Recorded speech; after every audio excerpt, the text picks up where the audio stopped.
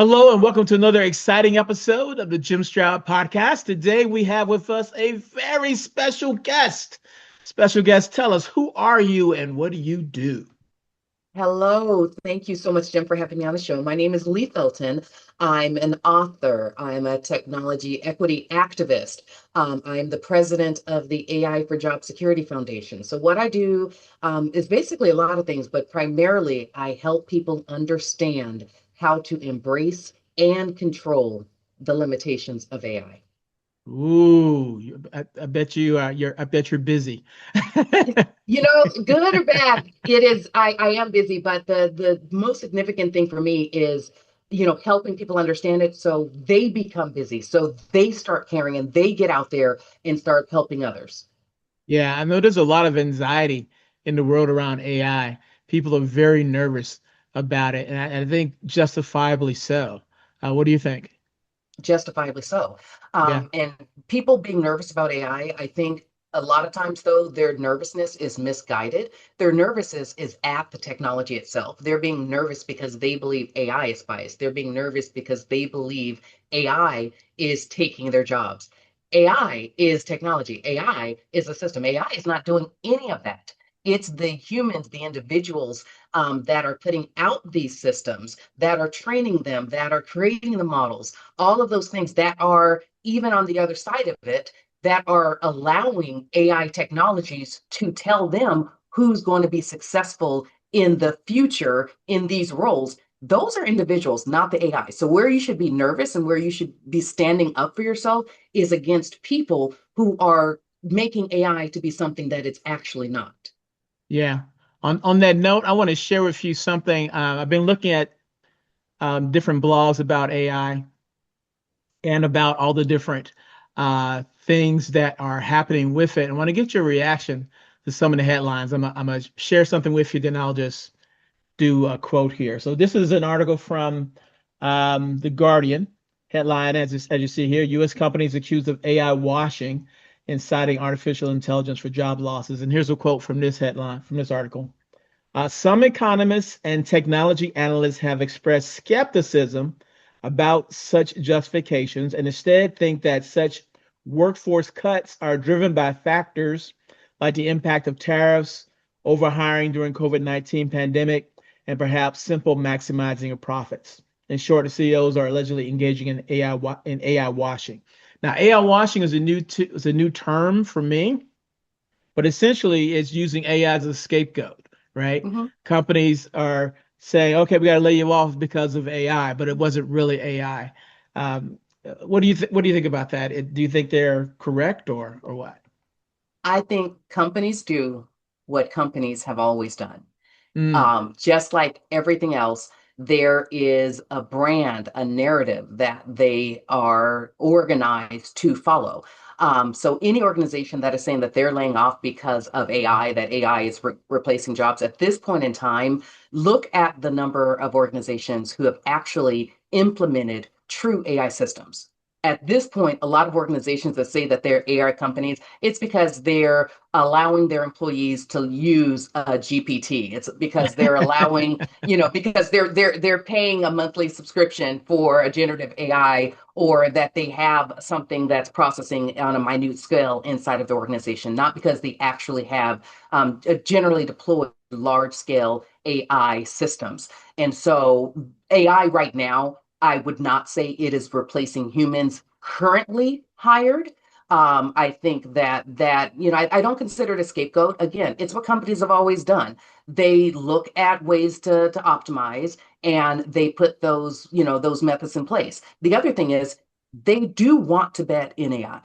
They want to bet in AI, and so they are laying off to to research and to analyze their AI strategy and how can they move to adoption tomorrow. Most of them think that they're going to move to AI adoption within a month or two, and see something a lot different when they actually move to deployment. But no, they're laying them off because they want to invest in AI. But these are mostly individuals that they had a reason or wanted to, or just got caught up in additional budget cuts.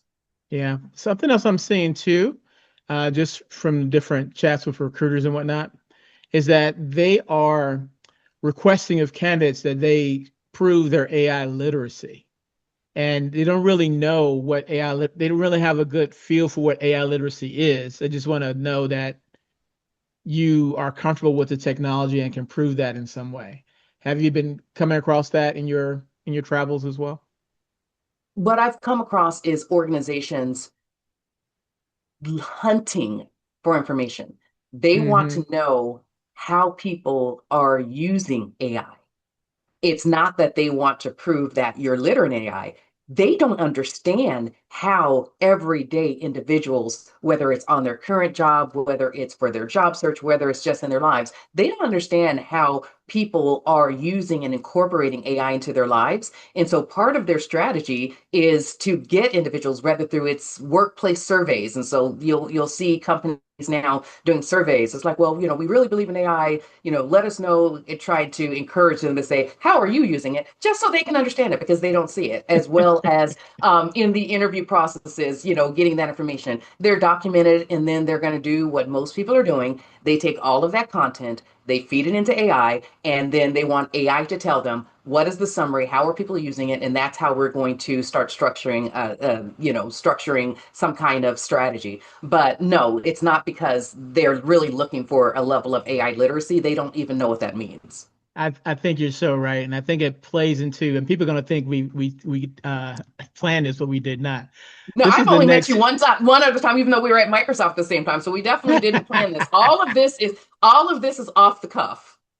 Exactly. So here's another article I want to bring to your attention, get your reaction to. This one says from CNBC, employers who laid off workers citing AI are already starting to regret it. So here's a quote. Companies are rapidly changing their minds that artificial intelligence can do it all by rehiring employees. I want to say that again.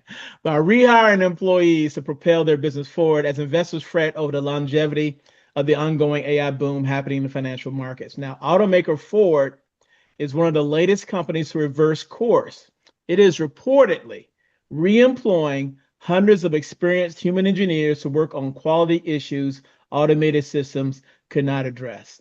And their CEO said, artificial intelligence is a fantastic tool, but it's only as good as the information you use to train it. According to Charles Poon, Ford's VP of Vehicle Hardware Engineering. So very interesting. Also, Commonwealth Bank of Australia, it says here, and also IBM are in the process of rehiring people that they laid off because of AI, allegedly. Explain that grin on your face, please. Okay, so I should tell you. So when you ask me who am I, so I talked about, just because I know that the conversation is more geared towards AI. I talked about my AI background. So I got into ethical and responsible AI work 10 years ago, Okay. when I headed the ethical AI project team that kicked off at that time. But prior to that, so I've been in big scale, big corp for almost 30 years. Prior to that, I led operational strategy, operational excellence. I was a chief of staff, chief administrative officer. I headed, a number of things for Washington state government. And so my background comes from sitting in executive offices, in those business meetings, in discussions that, nobody knows what's taking place behind the curtain. Hmm. And when I hear you read that article, it just sounds so familiar. Companies make companies make big bets and they make mistakes. It's not a lot of companies, though, that will rapidly admit they've made a mistake and try to turn back the wheels of time. Hmm. So I give those companies kudos, because that is a hard pill to swallow. A lot of times they'll see that they made a mistake, they'll just trash the AI and try to patchwork something together without the resources, and then that falls on the remaining and existing employees that are there. So we've seen it too many times where, a product was ended, and then there was no support for customers, whatever, that have had this product, and it's just sorry. So them actually saying, hey, we made a mistake, we made a bet, we believed that AI was something because of all of the stories that we're reading, and everybody saying that, they're AI first, so we thought we were behind and that we could just, do this overnight. Too many companies are finding that this is just not the case. AI is not something that you implement and replace employees with overnight. And I'm glad to see them bringing these people back into the workforce. When ethics comes to the conversation of a company, is it from the standpoint of ethics meaning how can we maximize profit, or is it ethics meaning how can we maximize employee value? What's the North Star when companies talk about ethics? Because the cynical side of me says, let's be ethical to the point that it does not detract from our profit margin. Okay. Would you say that's the case too, or Okay, let me ask you this. okay? Before it was utterly killed, did companies mean what they said about DEI? That's a loaded question. It is Uh, totally a loaded question. I think that was the latest fashion of the era. And if you wanted to be among the cool kids, you had to play along. And so, okay, I see what you did there. So, so take out DEI, put in AI in a slot. It's the Exactly. latest. Okay. Exactly. I mean, and it comes back to companies do what they've always done. Mm, How do they best represent the brand, the image? How do they get their name out there? How do they come across in a certain way? The one thing that I do want to pause on is the word ethics. You will okay. see that. So first, when I headed was the project lead for the ethics and AI program. That was the first ethical AI program at Microsoft. It was called ethical AI. It evolved to be responsible AI. So when I use the term ethics, I only use that for familiarity for others' purposes because I don't truly believe what we're talking about is ethics. Ethics is something that is personable. It's centered around your values. It's centered around your Mm, individual organization or you as an individual. And we can apply ethics to AI because that is personal. Your perspective and your view on things cannot necessarily be forced on somebody else. What we're talking about is responsible technology. We're talking about included technology, represented technology. And so the accurate word that I use is responsible AI. You will occasionally hear me going the route of ethical AI only because there's people that need to be brought into the conversation. But once they're brought into the conversation, I help to reset and to explain what we're really talking about. And it is about the responsibility that we all have to ensure that people are the center of the future of all systems. huh. Very profound. Very profound. How many companies in the Fortune 500 you think embrace that, that Was that a loaded mindset? question? Just a little bit. Just a little bit. I think so. I I wonder. I wonder how many company. Every company always says people are our strongest asset. They always say that. That's like a bumper sticker at this point. Yes. But I rarely see companies really push that. And one way I can see a company truly believing that is when they train up their employees to increase their career Mhm. value, um, whether they're working for that company or not. Right. For example, I know that uh, was it Gina Rometty, whoever was running IBM at the time, they had this thing where every year you get a workforce, get a bonus based on how well you did throughout the year. Well, one of the factors of getting your end of the year bonus was how many classes you took, how much training you took to better prepare you for future projects. So if you were a good worker, you got X amount of dollars. But if you're a good worker and you took classes in how to use Claude or you took classes on how to use ChatGPT to do something, then you got an extra bump. And I can see that as a way of companies saying, okay, we care about you. Well, we care about you to the point that we want to develop your skills. So now you're more valuable to us in the long run. But whether or not you stay with us forever or not, you're still going to be valuable in the workplace overall. All that to say, how many times have you seen that over the years where companies really go that extra mile in training their people up, showing that they really care about their people? I've had the beautiful fortune, even working at large organizations like Microsoft and Mozilla, the state of Washington, Meta. I've had the privilege of seeing inside and visiting so many organizations, especially in the chief administrator, chief of office um, um, role. You go out into the field, you do customer visits, you do partner visits, you understand what their needs are, what their issues are. And so I think that there is this misnomer when it comes to AI, that AI is going to take all of the simple low level jobs and people are going to be upskilled and they're going to take on more meaningful work. I think that that is just an appeasement framing.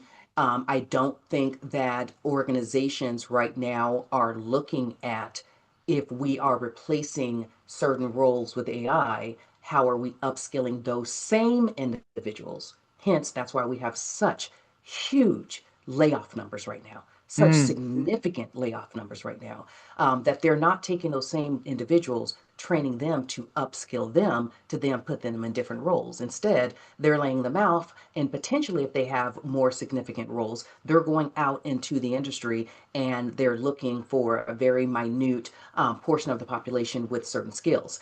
Now, that's on the AI front, but from the overall front, there's lots of organizations that pay for continuing education. That I know an individuals that got their PhD, and a good portion of the amount that they spent doing their PhD was paid working time. So not just that the organization paid for the schooling, but actually the study time, the research time, that was on company hours. And so there's many different models out there, and I love to see organizations, whether it's from an AI standpoint, whether it's from a upskilling to replace lower level job standpoint. I love to see organizations that invest in them people, because that for the long run keeps the industry healthy.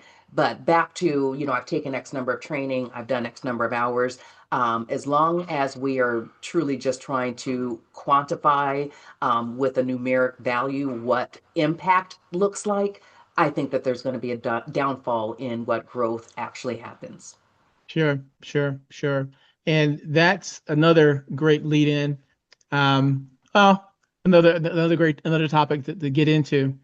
If a company really values their employees and they're developing them to be valuable for the company long term and even outside of the company, then this next article is really interesting from that standpoint. All right, so the headline is what two MIT experts are thinking about AI and work, right? And so here's a quote. AI does not always boost productivity, Thompson said. There are very, very mixed messages about AI's effect on productivity. He points to a 2025 study that looked at experienced open source developers. So developers who use generative AI wrote code faster, but took 19% longer to complete the task compared with the control group. And then further on, it said, yet developers in the study thought the AI tool had increased their speed by at least 20%. So you had a situation where people are being trained on AI and they think they're being more productive, but they're really not, although they think they are. Uh, there's a psychological term for that. I don't know. Cognitive dissonance. I don't know. I don't know if that's the right term or not. Some of that is present, but there's Yeah. So, there's definitely more at play there. yeah. What do you think about that? I think that taking longer to complete a task does not mean that you're being less effective. I don't think that, I do think that because of the vast quantity of content, of data, of information, of different, of just different ways of thinking about things, I think that AI produces a lot of stuff that the human has to sift through, has Mm, to challenge, has to restructure, reorganize, put it back through. And ultimately, if that is happening, that's a good thing. That if the code is being written faster or the analysis is being written faster, but it's actually taking longer to produce the final product, I think that you're getting way more of a better end result. Can be. I mean, obviously, there's going to be things that people just go down rat holes because you and I both know if you conversated with GPTs, you can go down a rat hole Oh and then yeah. get sidetracked left, right, and center. So if that's what's happening, which happens, in everyday life, then that's totally different. But if it's truly how I believe AI should be engaged, which is that the human has this idea that, even if they need help to formulate it, that it's fed into the AI, that it comes back, the human, just like they would, if you remember the old movies with the typewriters, an author writing a book, they'd Right. start and they type, they take the paper out, roll it, throw it on the floor, they start again, and then by, 10 minutes later, 5 minutes later, whatever, the camera would zoom to all of these pieces of scrunched up paper on the floor. But then Yep. the author would be like, and they'd go over to some of the paper, unravels them, look at them and say, idea, right? So Hmm. it's okay to push back as we're still crumpling up papers and going back and revisiting them, as we're still pushing our own thinking. So if we're pushing our own thinking and then feeding that back into AI, taking what AI gives us, doing it again, pushing our own thinking, yes, that can take longer. But what I have found is that the end result not just brings out a great output, but each one of us, we have expanded. We have learned something. Whereas if what these organizations, if they want increased productivity in ways of time, what they're looking for is what I call AI think, which is a person puts in a prompt, the AI comes back with it, the person takes that prompt and says, okay, and then turns that in. That is the absolute wrong way to Mm. engage and approach AI. So I actually would view what that article was stating. I would view it completely different than I think maybe some of the executives in those organizations viewed it. I like what you said about putting your own thinking in there. I've always said that the biggest threat AI represents is that it works too well, and that you forget how to do things, right? And I usually give this example of my iPhone, right? I used to have in my head 5 or 6 or 7 different phone numbers I can just call somebody right off the bat. But once I got the iPhone, I put the number in, it's pretty much forgotten. And if I want to call somebody, I have to, okay, what's their name? Look their name up and call them because otherwise, God forbid I'm stuck somewhere on the road. My Or your phone is, phone runs out of battery or yeah. what you name it. Yeah. It's not just you, Jim. I think 90% of the population and 99% of Gen Zers are in that exact same situation. Oh yeah, oh yeah. So I definitely agree with you there. At the time is really creeping up on us. I'm so surprised. I think we could talk forever. If somebody want to get in contact with you for more information about what you do and want to discuss more AI topics, how can they find you online? The best way to find me is through the foundation, the AI for Job Security Foundation. We're a 501c3 recognized charitable nonprofit. That's aiforjobsecurity.org. The other way, if you're interested in some of my work and the topics that I've spoken about, please do follow me on LinkedIn, Leigh Felton, Leigh, Felton. Subscribe to my monthly newsletter, subscribe to my YouTube channel, YouTube at Leigh Felton. And I think that that's a good way of just staying in the mix. The other thing, and we did mention it, and I actually Yeah. don't have one with me. I have written 2 books Okay. that really help to create a foundation for people understanding the history behind AI and data and what's missing. And that's volume 1. I could have been CEO yesterday, but AI algorithms say I'm a DEI risk today.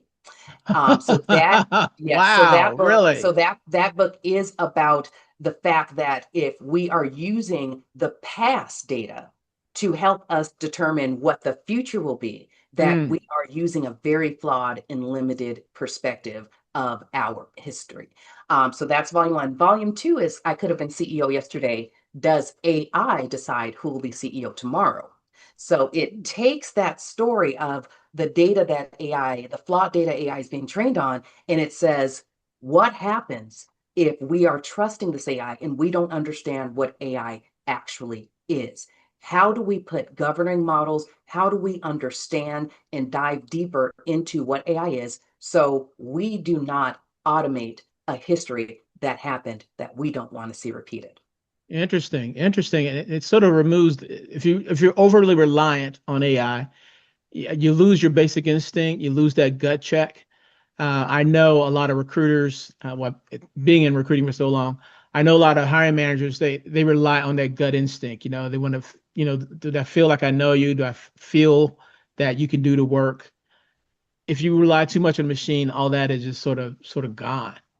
Well, So it's more than gone because too many people are believing that machines, that AI, that they're just tools, that they're just ones and zeros, it's code. It's better than relying on a recruiter's gut because this means it's unbiased, because it's looking at resumes from a very, neutral standpoint, whereas a recruiter is looking at its gut. But take this scenario. A candidate profile tracking system or resume screening system. So it gets, let's say because of the job market, let's say it gets 1,000 resumes for one position. We talk about human in the loop. Of those 1,000 resumes, the AI has been trained as to what success in this position or similar positions, what it has looked like in the past. Now, we think this AI is taking all of the great knowledge that we fed it. We also think that it's taking our intuition, that it's reading that certain things should not be overlooked. So take a resume that has everything that you want, but it has an 18-month career gap versus a resume that doesn't quite have what you want, but it doesn't have a career gap. It has consistent, career trajectory, but it's not quite as good as the other one. The AI, because of how it's trained, sees career gaps as an issue. Guess the majority of the community that have more career gaps because of childbirth and all of those things are mm, women. And hmm so we say that AI does not have bias, but because of the bias in our data, because of the bias in our history, because of the bias in how we run society, AI does have bias, and we do not want to automate those biases. And instead, that's what we're doing. So then we surface of the 1,000, we surface maybe 100 candidates. There's 900 candidates. Even if you have a human recruiter in the loop, there's 900 candidates that never got surfaced that were, for whatever reason, considered not qualified. So let's say 800 of them weren't qualified. You would be able to, as a recruiter, you'd be able to scroll real fast. I mean, you've seen this and Yeah. throw those out, throw those out, throw those out. But of those 200, 100 that are qualified, but they were anomalies because let's just say their first name ended in a vowel. What we Mm, don't realize is mm. AI, when we train it and we feed all these resumes, we think it's just looking at the things that we would look at. It's not. It's taking everything into consideration: zip codes, email addresses. It can even say people with Gmail addresses or people with Hotmail addresses or people with X addresses. Those have been more successful in this. And so it filters out anyone that doesn't have that type of address. There's things that we don't even realize that it's doing, and especially names with A. So if the majority of people who have been successful in this job, let's say historically, position has been held by white men, their names, John, Jack, they have, one syllable names. It finds patterns even in ways that we cannot, or we would not even think mattered at all. It doesn't discern which patterns matter, which patterns don't. So I'm not saying not to use AI. I'm saying understand what AI is and understand which portions of the population will be most impacted from us just trusting AI's output as though it is unbiased and knows what we need to do rather than understanding what and who we are as people. Very profound, profound, profound. To make it easier, I'm going to put in the podcast description a link to your books and all your information. So if you're listening or watching, just go down to the podcast description. It's all there waiting for you. Leigh Felton, thank you so much. I really enjoyed our time together. Thanks for being on the Jim Stroud podcast. Thank you, Jim. Thank you so much for having me. I enjoyed the conversation.